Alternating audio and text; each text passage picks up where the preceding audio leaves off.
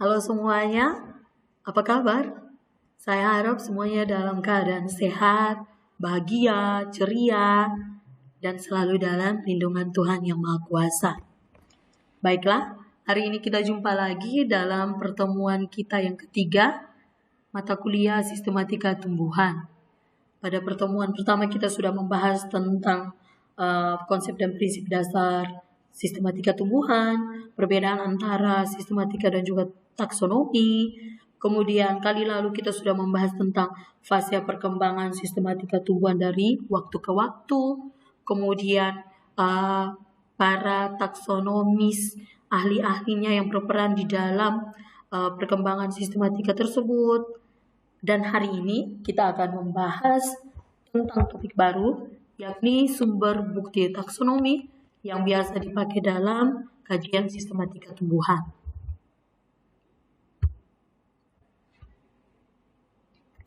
Baiklah, kira-kira apa itu sumber bukti taksonomi? Sumber bukti taksonomi ini merupakan data-data dari kajian ilmu lain yang kita bisa pakai di dalam kajian taksonomi untuk memecahkan permasalahan seperti pendeterminasian, kemudian menentukan ciri dan juga karakter tumbuhan, penggolongan jenis-jenis tumbuhan, dan yang terakhir itu bagaimana kita bisa menentukan hubungan kekerabatan tumbuhan berdasarkan kajian-kajian dari ilmu lain. Contohnya, yang paling pertama, morfologi. Morfologi tumbuhan itu seperti yang sudah kalian pelajari pada mata kuliah struktur dan perkembangan tumbuhan. Namanya kalau morfologi berarti kita mengkaji tentang kenampakan luarnya atau kenampakan eksternal daripada tumbuhan, ciri maupun karakternya. Data morfologi ini merupakan data yang paling penting dalam membatasi taksa. Kemudian masih bisa tetap dipakai karena mudah diamati dan juga praktis digunakan dalam penyusunan kunci determinasi. Oke, data morfologi biasanya itu berupa, kita lihat beberapa karakter di sini, ada habitus, contohnya itu misalnya golongan tumbuhan perdu, tumbuhan semak, kemudian tumbuhan pohon, tumbuhan liana. Kemudian kalau habitatnya ada tumbuhan terestrial yang hidup di darat, ada tumbuhan akuatik, kemudian ada tumbuhan epifit seperti itu. Kemudian karakter akar, batang, daun, bunga, buah, biji. Kemudian ada karakter fenomena temporal. Fenomena temporal yang dipakai di sini misalnya golongan tumbuhan hijau sepanjang musim atau evergreen atau tumbuhan deciduous atau yang kita kenal tumbuhan musim gugur seperti itu. Karakter-karakter ini sudah kalian pelajari di dalam struktur dan perkembangan tumbuhan. Nanti kita akan lihat bagaimana kita mengaplikasikan karakter-karakter ini untuk kerja taksonominya seperti itu. Nanti kita akan lihat pada praktikum nanti. Kemudian dari karakter ini, terminologi umum yang biasa dipakai itu ada warna, ada ukuran, warna daun, ukuran daun, kemudian jumlah buah, jumlah biji, atau jumlah benang sari, seperti itu. Kemudian teksturnya, bentuknya, atau posisi dan juga permukaan. Namun, perlu diingat bahwa data morfologi ini sering menunjukkan cara-cara tumbuhan mengadaptasikan diri terhadap lingkungan dan juga evolusi. Jadi karena mungkin pengaruh lingkungan, maka ada variasinya, misalnya daun hijau kekuningan karena terlalu panas dan lain sebagainya. Oke. Mari kita lihat bagaimana data morfologi ini kita bisa gunakan di dalam kajian sistematika. Contoh, kita ambil organ akar. Di sini saya tampilkan ada tumbuhan non-vaskuler, tumbuhan lumut, yakni ada lumut hati, contohnya itu Markanthium polymorpha, kemudian ada lumut tanduk Anthoceros, kemudian lumut daunnya itu Sphagnum. Kita lihat di sini bahwa untuk organ akarnya pada lumut hati dan juga lumut daun, gametofitnya itu masih berupa talus. Sedangkan pada lumut daun ini, gametofitnya itu sudah membentuk yang namanya rizoid.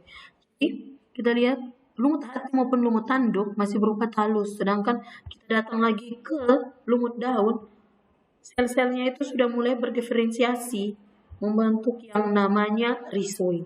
Apalagi kalau kita datang ke tumbuhan vaskuler, sel-selnya itu sudah berdiferensiasi membentuk akar, batang, dan juga daun. Misalnya akarnya ini sudah ada jaringan dermal, jaringan dasar parenkim, kemudian kita masuk jaringan pengangkutnya sudah berdiferensiasi, ada xilem, ada floem, seperti itu. Kemudian kita juga bisa gunakan data morfologi ini untuk melihat variasi di dalam satu golongan tumbuhan. Misalnya ini golongan genus Dioscorea. Bentuk daunnya ini ada variasi. Di sini ada misalnya Dioscorea alata ini bentuk daunnya itu seperti tameng atau perisai. Ya, hanya bentuk, walaupun misalnya Dioscorea alata dan Dioscorea walisii ini sama tameng, tetapi lihat ukurannya itu berbeda. Begitu juga misalnya yang ini Dioscorea opusitifolia dan Dioscorea glabra, agak berbeda ukurannya, bentuknya itu sama hampir tameng kayak begitu, tapi ini lebih lonjong atau lebih panjang. Ini juga jadi panjang dan juga lebarnya itu bervariasi. Kita datang di Dioscorea pentaphylla, ternyata kita lihat di sini, bentuk daunnya itu berbeda. Ini bentuk daunnya ini mencari seperti daun singkong. Kemudian Dioscorea hispida, di sini kita lihat ternyata Dioscorea hispida ini dia memiliki anak daun 3 seperti atau trifolia seperti itu. Selain bentuk ukuran, kita lihat di sini ada ukuran daun tadi maksudnya. Kita lihat di sini bentuk umbi. Di sini ada lonjong, kemudian ada bulat berambut. Kemudian di sini ada yang tidak beraturan, lonjong ataupun bulat, tapi ini tidak beraturan seperti itu. Jadi kita lihat dalam kelompok Dioscorea saja ada variasi dari misalnya organ daun dan juga organ akar, yakni yang di sini modifikasi akar bentuknya umbi seperti itu. Oke, ini masih contoh lagi, masih Dioscorea. Di sini kita lihat bahwa ada variasi bentuk umbi di antara Dioscorea. Kalau dari Uwi Klopo, Uwi Ireng sampai Uwi Ndoro, namanya Uwi, itu adalah bahasa Jawa, gitu. Ini di Nganjuk di Jawa Timur. Oke, dari Uwi Klopo ini sampai Uwi Ndoro ada 12 variasi ini. Ternyata semuanya itu merupakan variasi di dalam Dioscorea alata. Bentuk umbinya itu berbeda. Misalnya ini bulat, kemudian ini bulat tidak beraturan, ini panjang, ini tidak beraturan, ini panjang, sampai pada yang masih ya bulat lonjong seperti itu. Kemudian kita datang ke gadung. Kalau yang namanya gadung nih, kita lihat di sini, bentuknya ini bulat, umbinya ini bentuknya ini bulat, walaupun berbeda ukurannya. Gadung lempuyang, gadung kecanting, gadung brengkel, ini semuanya masuk di dalam spesies yang namanya Dioscorea hispida. Sedangkan gembili besar, kemudian gembili kecil, gembili teropong, namanya gembili-gembili, ini merupakan Dioscorea esculenta. Bentuk dari umbinya ini kita bisa lihat, bentuknya itu silinder, bulat, agak panjang. Jadi seperti silinder gitu, walaupun ada kecil ini sampai besar ini. Kemudian terakhir ini ubi gantung, ini dia sendiri. Ini termasuk, ini Dioscorea bulbifera ini. Bentuk umbinya itu biasanya bukan dalam tanah tapi tergantung seperti itu. Ya, ini variasi umbi dari jenis diskorea. Sedangkan kalau ini, saya berikan contoh di sini, ini variasi biji. Ada bentuk bijinya dan juga warnanya. Kalau dari bentuk ini ada yang bulat seperti itu. Kemudian ini sampai misalnya ini bentuk sudah mulai seperti ginjal, bentuk ginjal gepeng, ginjal. Dari warnanya ada yang warnanya polos, warna saja, misalnya yang 1, 2, 3 ini. Sedangkan yang gambar B yang 1 sampai 5 ini ada variasi, ada variasi warna, ada 2 warna yang terpola di situ. Polanya ini misalnya yang di sini garis-garis, ini totol, ini totol, kemudian totol banyak seperti itu. Kalau ini hanya garis-garis saja. Ya, di sini kita lihat bahwa data morfologi itu bisa dipakai juga untuk melihat variasi di antara golongan tumbuhan. Misalnya, oh ini yang misalnya yang tadi Korea alata ini. Oh, walaupun mereka punya variasi, tapi mereka masih satu spesies seperti itu. Oke. Yang berikut adalah sumber bukti taksonomi dari anatomi dan fisiologi tumbuhan.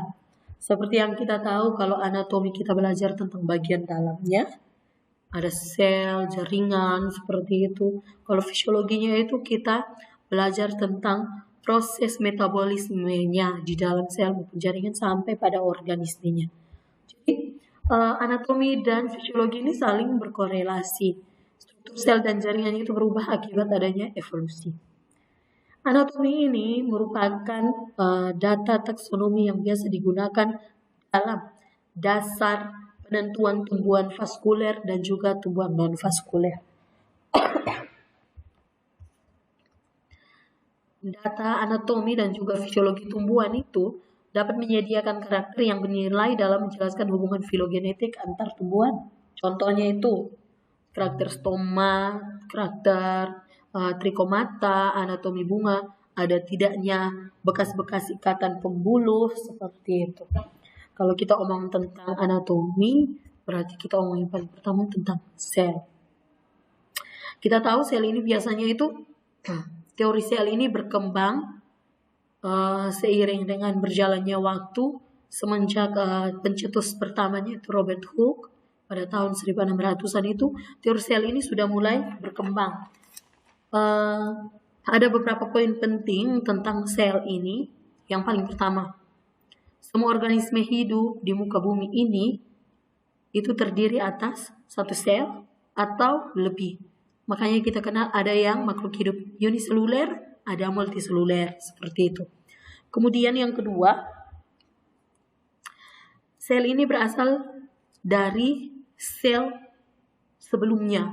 Ya, seperti itu. Sel yang ada itu berasal dari sel sebelumnya melalui proses misalnya proses pembelahan sel, mitosis, meiosis, seperti itu.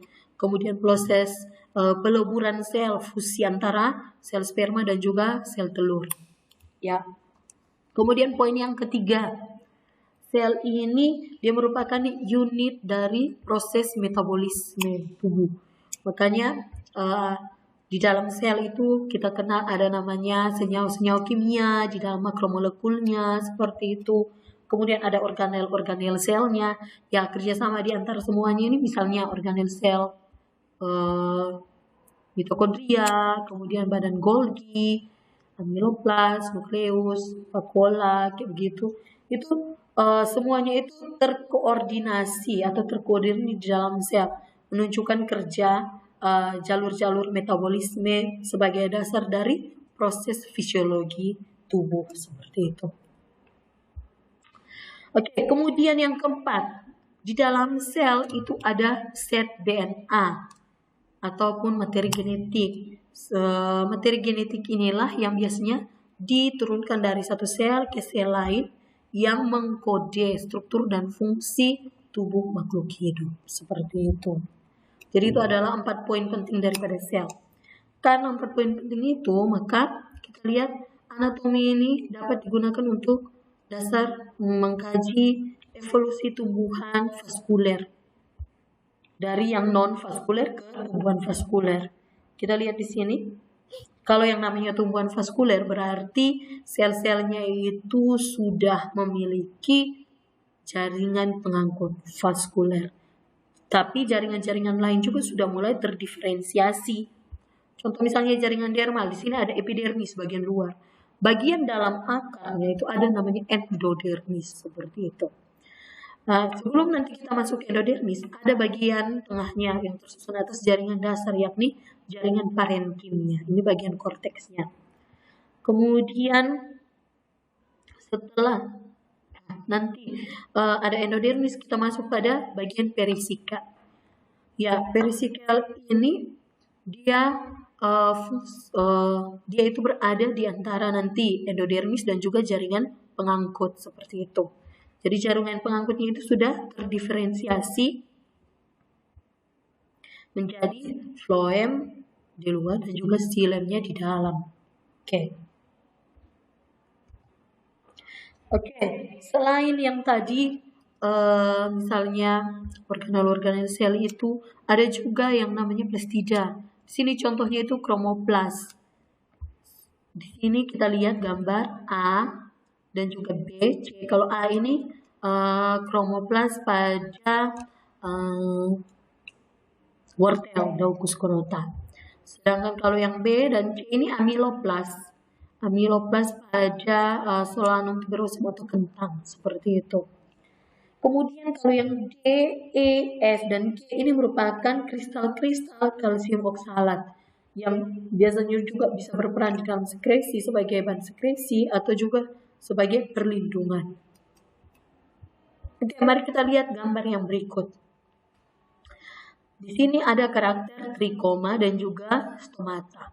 Kita lihat di sini gambar A, kita lihat ada trikom. Ini trikomnya, tapi bentuknya ini tipis, kayak rapuh sekali seperti itu. Ya, ini juga B dan juga C. Sedangkan kalau D, E, dan F itu sudah mulai bentuknya ini sudah ada perubahan, lebih tebal. Kemudian bagian pangkalnya ini sudah mulai menggelembung seperti lebih besar sehingga kelihatan lebih tebal. Yang D, E, dan F ini pada epidermis daun pada beberapa contoh siniber. Ini berbeda-beda spesiesnya. Ini kalau yang A siniber ellipticum, kalau yang B siniber densissimum, seperti itu. Jadi berbeda spesiesnya. Sedangkan kalau G, H, I seperti itu, kita lihat bahwa ada yang namanya oil cells, minyak di dalam sel, seperti itu. Jadi kita lihat di sini ini ada ditunjukkan, ya, tanda anak panah putih ini ditunjukkan. Ya, kalau yang J, K, L itu kristal-kristalnya. Dimana kalau J dan juga K, kita lihat kristalnya ini berada pada bagian jaringan parenkimnya. Sedangkan kalau yang L, oh ternyata kita bisa lihat dia nih kristalnya itu terdistribusi pada bagian venasi, ibu tulang daunnya, seperti itu. Jadi kita lihat bahwa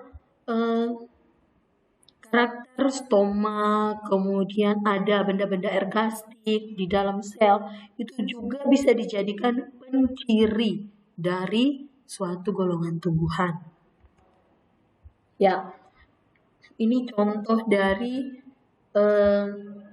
stoma pada beberapa golongan Euphorbia. Di sini kita bisa lihat tipe stomatanya.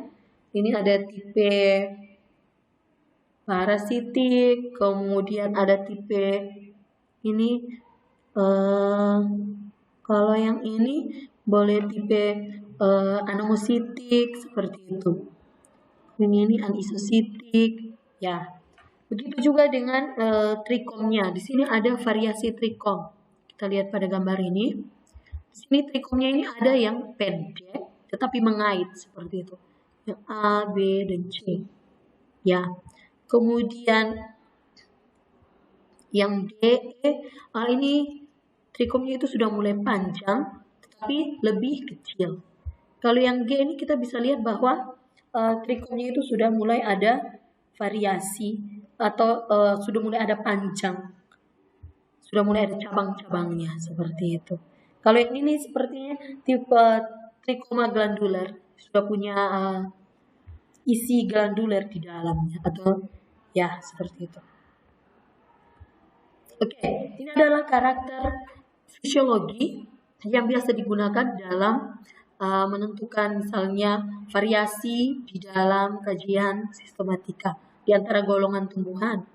Misalnya ini pada mumbin atau pada golongan kacang-kacangan.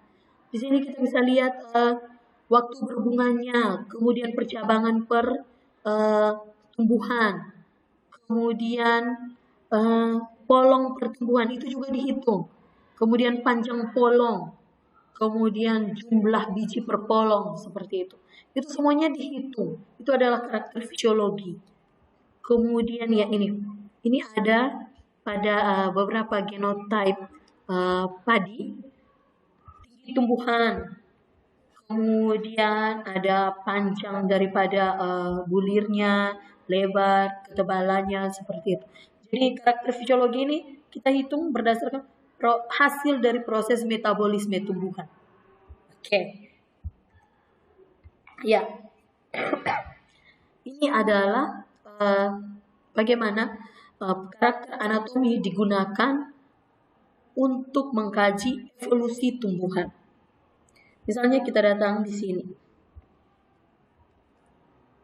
Oke, ini kita mulai. Ini merupakan semuanya ini merupakan tumbuhan embryofita seperti itu. Kemudian, mari kita lihat ada beberapa karakter anatomi yang digunakan.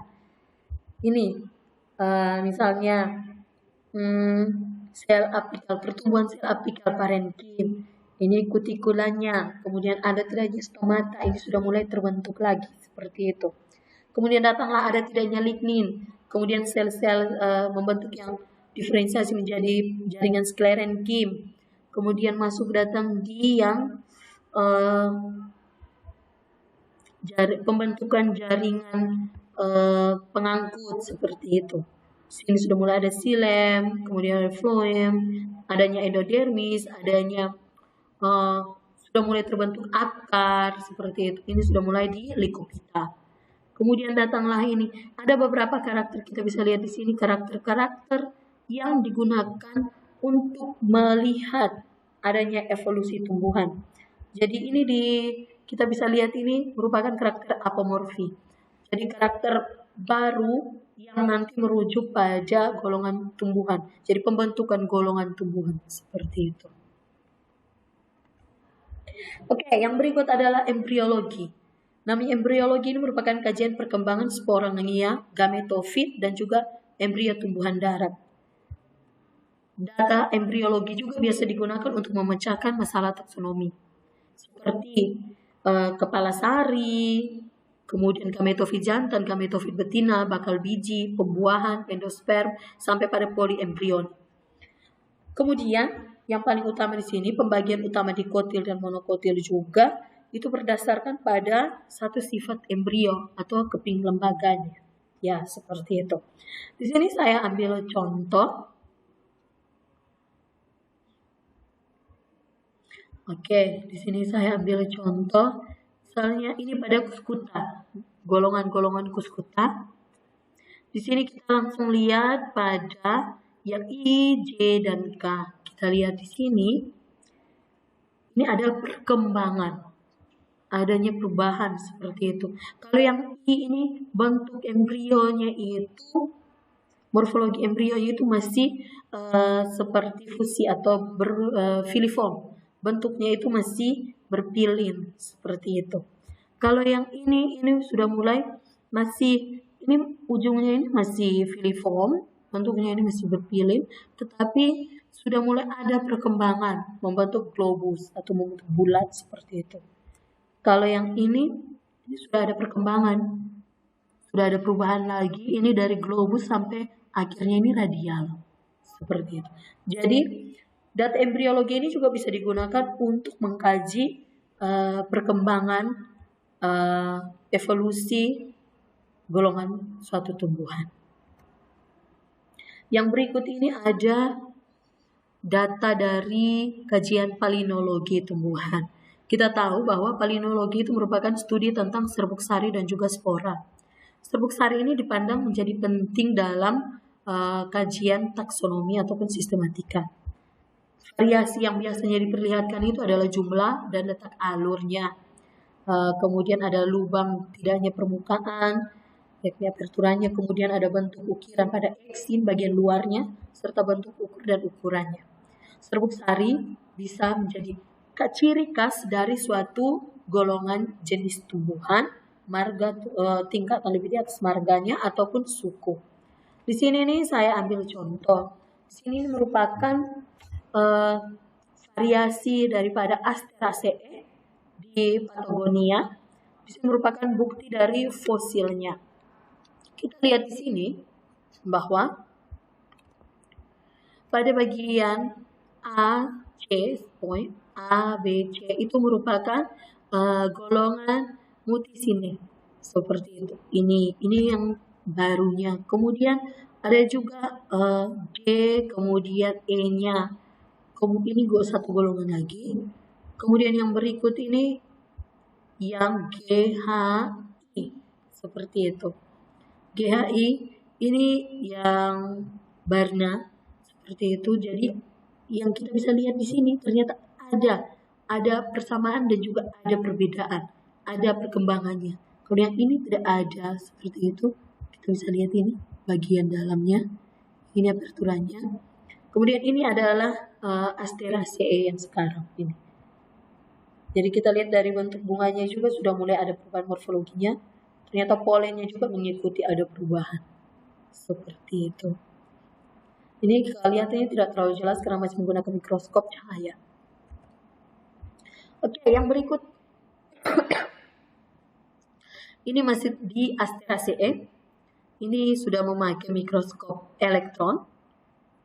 A, B, dan C. Ini adalah satu spesies. Spesies Erigon bonariensis seperti itu. Oke. Kalau yang ini tumbuhannya, kemudian yang B-nya ini, yang B-nya ini merupakan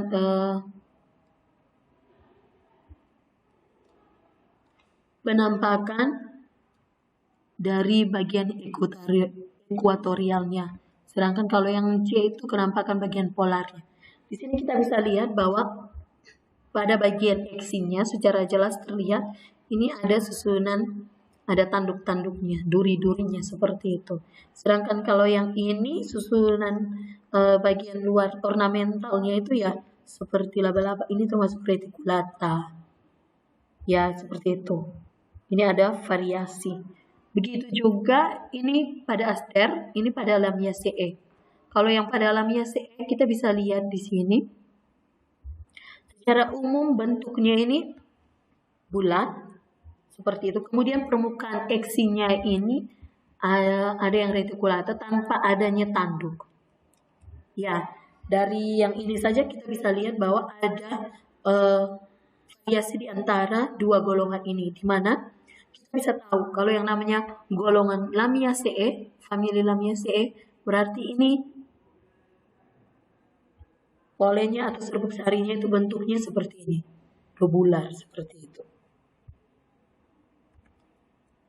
Oke, materi hari ini sekian. Berarti kita bisa melihat bahwa ada beberapa sumber bukti taksonomi dari ilmu lain yang bisa dijadikan sebagai dasar untuk kajian sistematika tumbuhan. Jadi data-data taksonomi ini bisa digunakan untuk mencirikan atau sebagai penciri dari golongan suatu tumbuhan, dan juga bisa digunakan untuk melihat hubungan evolusi ataupun nanti kekerabatan di antara tumbuhan. Oke, untuk pertanyaannya silahkan nanti kalian boleh sampaikan di grup WA ataupun nanti sampaikan di Google Classroom. Materinya ini kemudian handoutnya itu nanti akan saya berikan di dalam Google Classroom-nya kita. Kemudian minggu depan kita akan belajar lagi masih tetap tentang sumber bukti taksonomi, tapi dari kajian yang berbeda. Misalnya dari kimianya, kemotaksonomi seperti itu. Kemudian ada juga nanti perkembangannya lagi sampai pada sistematika molekular. Oke, demikian. Semoga semuanya itu boleh kalian dapat pahami dengan baik materi hari ini. Kemudian jangan lupa jaga kesehatan dengan baik. And thank you. See you at the top. Semangat ya. Sampai jumpa. Bye-bye.